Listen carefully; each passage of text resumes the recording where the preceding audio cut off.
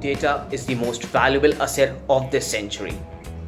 Companies, organizations, startups, literally everyone are trying hard to dig deep into the data to get the most out of it. If you are someone who hasn't really recognized the importance of data in today's world, then this episode is a must for you. Welcome to the brand new episode of the Tech Ketchup Show, a Nerd for Tech Originals. And in today's episode, we have Mr. Saurabh Jha, Director of Data Science at Dell, in conversation with us. And he talks about the relevance of data, the meaning behind them, and how data science is being used as a tool to study these massive bulk of randomized information. Watch this episode till the end and you will definitely enjoy it. This is your host Kushagra Srivastav, and see you on the other side.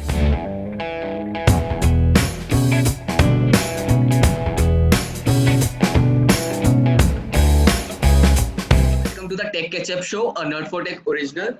I hope so you enjoy this conversation today and you have a great time with us. Hope so. Absolutely. I look forward to it. Yeah, thank you, sir. So, I would just like to break this conversation by asking you, sir, how did actually you developed your interest for technology, and how did that love at first sight kind of thing happened from your perspective with technology and all those disrupting domains of the current times? How did you get into it?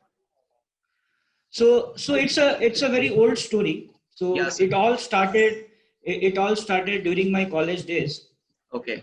So what happened when I was in college, where I studied in Belgium, I saw the whole college to be crazy about C, C++, and stuff like that. Java and the other programming languages. And then I did a research for a year, and I had my cousin brothers working in IT, in industry, and I saw them doing something different other than this. And then I found that they are working in business intelligence, they're solving different problems.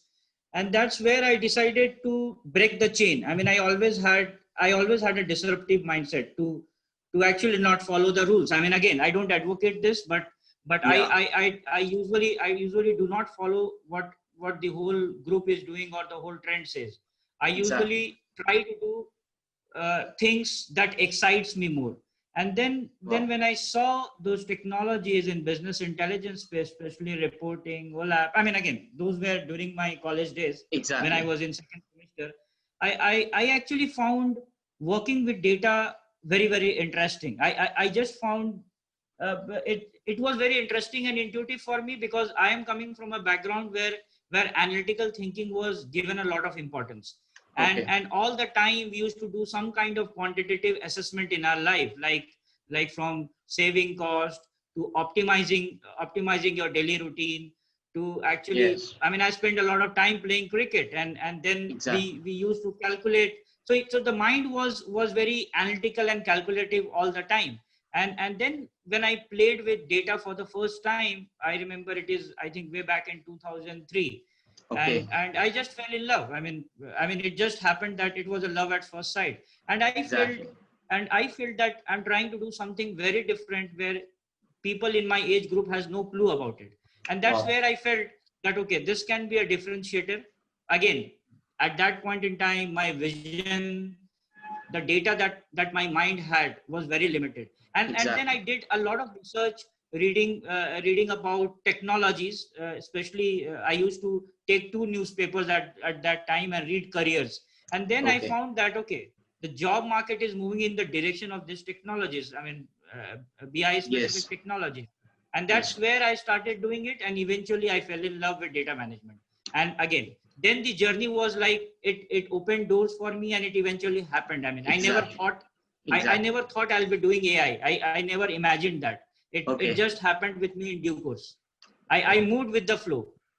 Wow, that's great. So sir, I just wish to know, you started your journey, your professional career, back in 2007 when you passed out from your college. And then you started working with TCS for the first, it was your first organization to get associated with as a business intelligence specialist. So what were your role and responsibilities out there, and what was that kind of work which you were dealing, if you can recall something from that experience? Absolutely. So when I started with TCS, I mean, my memories are very fond and it's still very fresh. So when I started with TCS, so I was initially trained in Java, but then like couple of days I did that training, and I was trained in TCS Trivandrum, like every other graduate trainee that comes and joins in. And then I thought that throughout my college, I focused learning data warehousing and BI, and now spending time in Java was not making sense to me. So what I did, I wrote a letter to the head of TCS. I mean, at that time it was Santosh Mohanty for BIPM, and then I copied all the regional managers for all the regions in TCS India. So the regional manager of North India, he was a BIPM head business at that time. TCS was had a unit called Business Intelligence and Performance Management. So I don't know how it caught up to his eyes. So he gave me a call and he asked me to stop my training in Trivandrum and come to Delhi. So that was my first break. I didn't actually go with complete 2 months of training. In a month I was released because I was already having a lot of certifications in BI. I had done few projects. I had few certifications. So the credentials were good enough to get a break in a good team. And at that point in time, there was no competition in this field because nobody knew what it is, right? Yeah. I mean, in the fresher circle, people had no clue what this is. Wow. So that helped me. So that I beat the competition there. And then when I went Delhi, he kept me under him as part of Technology Excellence Group, and I worked on a couple of very high priorities TCS patented solution called at that point in time it was called as Healthcare Business Intelligence Development Studio. And that's where I fell in love with different reporting tools, different data engineering ETL tools, and my journey started. So first 6 months I spent time with Technology Excellence Group. Then I started working for G. G was my first client. And there I was initially in the data engineering side doing ETL in Informatica. And then slowly I moved into data modeling, information modeling for an enterprise-wide warehouse for G rail cars, where the idea was to consolidate data from customer contracts and billing together. But I would say the major turning point was when I started working with JP Morgan. That's where I got exposed to data visualization, and that's where for a year and a half, I was with them, and I actually became the overall head. In like 6 months time, I became an overall head. Wow. And that was an exciting opportunity because I started as the first member in that team, and then eventually I replaced my lead and then took over the whole program. And that taught me not just business intelligence and data visualization, but it made me understand the value of data management. I saw a lot of problems with data, and that's where I actually fell in love, and that laid the foundation for me to move into the next ladder and then next ladder. And I mean, today, wherever I am, I believe that foundation helped me because I solved various problems in BI space. I mean, not just one. So it was like in portfolio and program management, then in cards, then modeling, information modeling. And I got exposed to everything that you can imagine from data engineering to business intelligence lifecycle. So eventually, I mean, whatever passion I had for data warehousing, I actually got to explore in TCS. So I mean, that's where I felt like that journey is actually helping me till days. Exactly.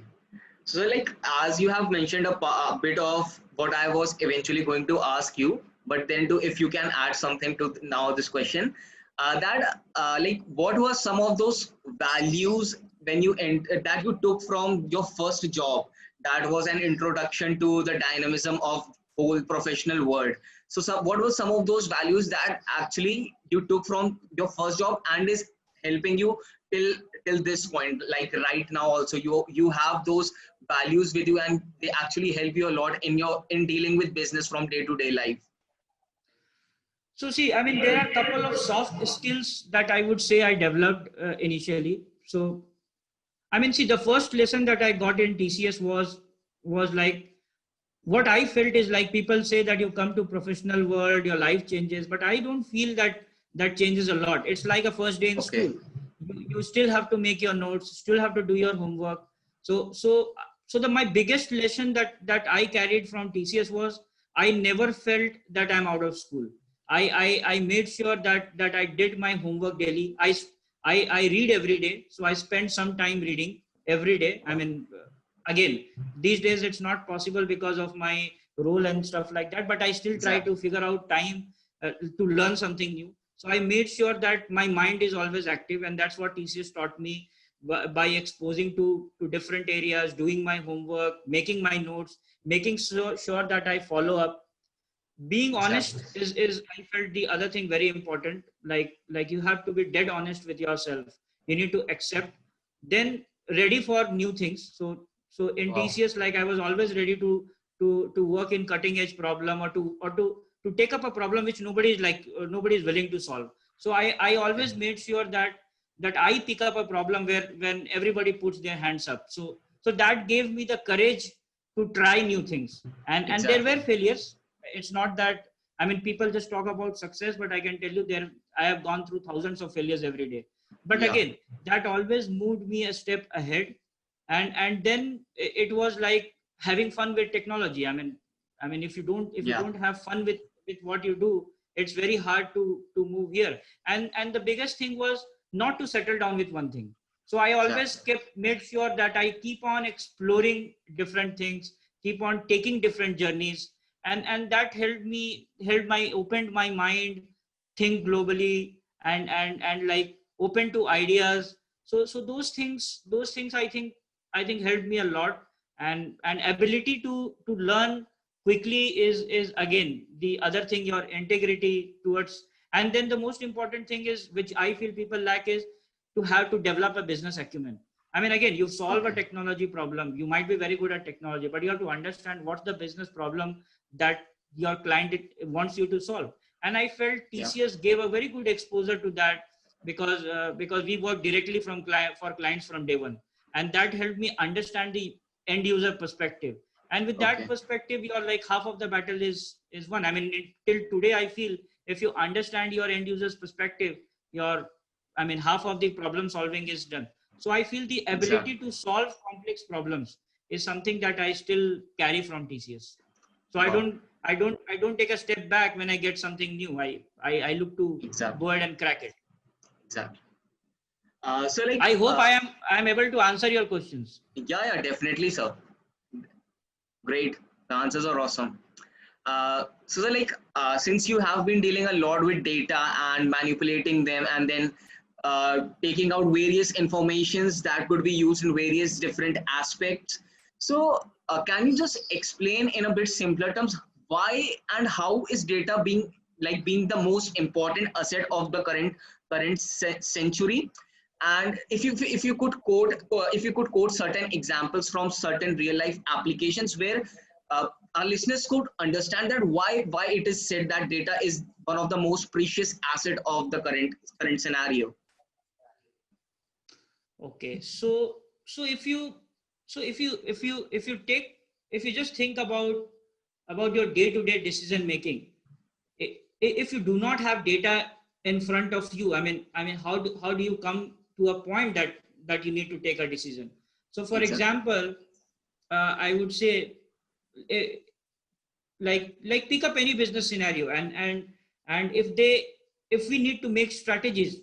I mean, the top CXO level people who makes the business strategy, for them, I mean, they cannot take all the decisions on the fly. They need to understand how the company is performing. They need to Okay. have those key performance metrics to be shown on the dashboard. I mean, I'm talking about a very preliminary kind of a Exactly. BI analysis.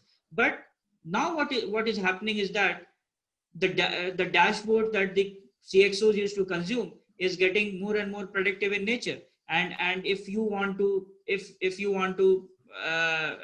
predict well in advance, you need a good digital platform. Now, having said this, today data is a competitive edge. You cannot make money by see Apple, or see Google. I mean how what they're doing.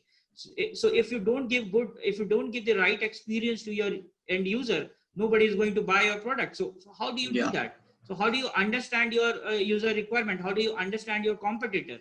You cannot do it without collecting data about it. If you do not have enough data about your user behavior, you cannot show him a content which he is looking for.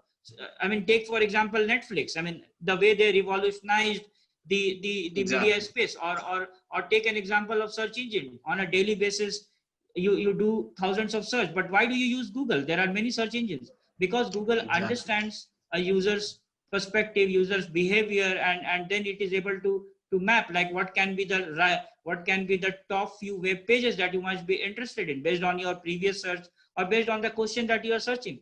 So so today all this is happening just because there is enough data. So having the right data collection strategy, having a digital platform in place is very much required today. Otherwise, a lot of decisions that you want to take, not only in terms of building strategy, but also in your product, product development, you will never be able to do it.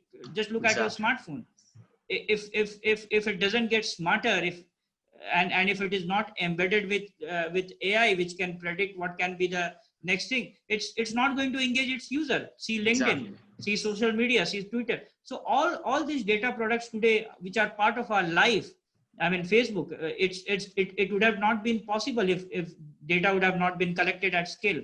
So having a digital platform, collecting the data will give you a competitive edge, not just in making more business or profit, but the most important thing is getting user engaged in your product, because you will better understand your customer. So I feel like without this, it's not possible. So exactly. So how did you enter like into Dell, and what were your responsibilities in the initial phase, and how that has evolved over the years, and like what are some of the things that Dell is like into building in, what are some of the developments that Dell is doing in the current phase? What are some of the recent developments that Dell is involved in? So, I mean, again, I can talk about things that I am involved in, and that I see. So I joined Dell like 2.5 years back, and when I joined, I was part of Dell IT initially, and I was building the vision for finance, and at that point in time, I was working for a unit called Financial Shared Services. Today, it has become Customer and Financial Shared Services. So the whole idea was, how can we make, when I joined, the problem statement that was thrown at me was, how can we make a particular, so I was working initially for cash applications. So the idea was, how can we make the cash applications more, increase its operational efficiency? And with that, I started, I solved a couple of problems in that space. And today I have moved from IT into Customer and Financial Services group. And there I am like global director. So across the business units of Customer and Financial Services, my objective is how can I make the end-to-end business of order to cash lifecycle more efficient? How can I increase the operational efficiency by eliminating manual work, by eliminating human errors, by bringing quality, by making sure our customer experience improves? Now, all this requires us to make sure that, to reduce this manual intervention or reduce this friction, if we can predict a lot of things that breaks today, we can save it from breaking. Like today, there is a lot of data entry work that is happening. So if we can make a data capture technology which can automatically understand a digital document and do a data entry, you do not need humans doing it. Humans will do the actual decision making work. So today what is happening is that system has a lot of friction, because there is no way, there's no digital system which can do it automatically. And for a digital system to do it automatically requires a level of intelligence to be developed. So in the whole decision making piece, there are a lot of places in the order to cash life cycle where human intervention is required to take those operational decisions. And the whole idea, my goal is to make those processes more efficient. It's broken, standardize it, improve the customer. And so that's the reason I built a small team. So it's a research team, and we are looking to deliver small products, developing intelligence for end-to-end cycle. Okay, well, that was quite detailed and great answer, sir. So like for those new for students who want to break into this field, for professionals also who wish to break into this field, what do you think can be the like I understand that approaches can be different and can be varied according to the person. But what do you think are some of the most important things that one should keep in mind while one is focusing to break into such domains? So what See, would you suggest? See, what I feel is the most important thing is your curiosity. I mean, Yeah, how much you like to do quantitative work will define your success in this field. And then a good background in maths and computing will definitely help you. But I believe a lot of skill today can be acquired. There are enough exactly. courses available as long as you are motivated, you are interested. So there is enough information out there in the public domain to Yeah, actually learn and do. But the most important thing that I felt was do you want to do this? Do you love playing with data? I mean, these are the questions that okay, one should answer. Do you like to visualize data? Right? Are you really interested in decision making? What level of curiosity you have in solving a business problem? So okay, all these things are very very important factors. But overall, I feel your love with maths and computing is going to be vital if you want to be successful and you want to go far. But the most oh, important factor that I feel in this field is it's a fast moving field. It's yeah, changing every day. So you exactly, need to have a passion for learning, passion to solve unsolved problem, your interest in picking up new things, right, on the exactly, fly, or your ability to handle change. Your mind should be adaptable to get yourself immersed in complex problem solving, right? And the most important field is important thing I feel is continuous learning. I mean, if you do not okay, have a passion for continuous learning, then even if you join this field at some point in time, you'll be irrelevant because technologies exactly, are changing, ideas are changing. It's a very fast evolving field. It's still not completely, I would say, defined. I mean, there are many dimensions to it. So again, it all exactly. it all depends, like a person's ability to learn and keep on lifelong learner. So I always tell people, like focus on being a lifelong learner. As long as you can do that and you can be hands on, most important thing is being hands on. I don't think you will have any challenge in this field. Breaking Wow. is like very easy because there is a lot of opportunity. I mean, a lot of people are looking for people who bring this skill to the table, and we are Exactly. like having shortage of those people. So there is enough job in the market. It's about developing the right skill set so that matching can happen. Wow. Sir, okay, that conversation was really great. Just a last question to you. Uh, if you can suggest some resources, any blog or any book or any podcast that you listen to or have read and has actually helped you a lot in developing yourself, not just your professional being, but also on a personal level. If you could suggest something. Yeah, so see, there are a lot of books that especially in machine learning and deep learning that one can focus on. I would suggest Python Machine Learning by Sebastian Raksha is a very good book to start with. Then Okay. there is a book by there's a book by Geron on machine learning, and it covers machine learning and deep learning both. So that's a Okay. very good hands-on machine learning. That's a very good book. These are practical books. You want to get Okay. into theory, then there are other books available like pattern recognition by Bishop. That's a very Okay. good book. In the space of deep learning, I feel that Jan Godfellow's book is very good. But my advice will be like it's good that if you pick up one of these practical books, solve projects, participate in Kaggle, spend some Hmm. time doing Kaggle Yeah. competitions, because that will give you practical exposure. And as you get comfortable, start implementing papers, because that's the Okay. best way.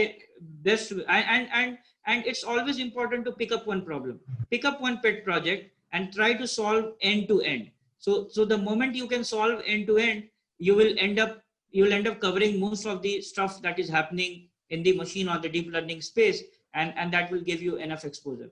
And above that, I also advise people to make study groups. It's very important that you have study groups in place, and because that keeps you motivated. A lot of time I've seen people losing motivation because sometimes it gets very difficult to get going. You get stuck. There is not much help. So it's always important that you make a right group so that Exactly. your learning doesn't stop. And even even if you start losing it, the group will push you. Write blogs. Blog writing, I feel, is very, very important, because that will Exactly. help you clear your ideas, and you'll reach out to people for that. Build communities. So I believe learning learning should not be in a linear way. It should be in a very Exactly. non-linear way, and you should not just try to follow path. There are a couple of good courses in Coursera by Andrew and Ng. I think one Yeah. should do that, machine learning and deep learning courses, because that's a I think that should be your starting point. Then these books, and then when you cover Kaggle, blogs, study group. So I think if a person can do this for like couple of years, after that I think he'll have ample opportunity, and he can lead in this space, because this Great. space is fully empty, and every company, every team needs it. Every product development that we are doing today needs a level of intelligence to be developed. You just don't have enough people, so there is a lot of opportunity. Wow, that was great, sir. Thank you for coming to the show. It was our honor to host you. I hope you enjoyed it. And Yeah, sir, yeah. and this is the Tech Catch Up Show. To all, everyone who is listening, just please subscribe, like, and share this podcast, and to listen more such content. And this is your host Kushagra Srivastav signing off. Thank you.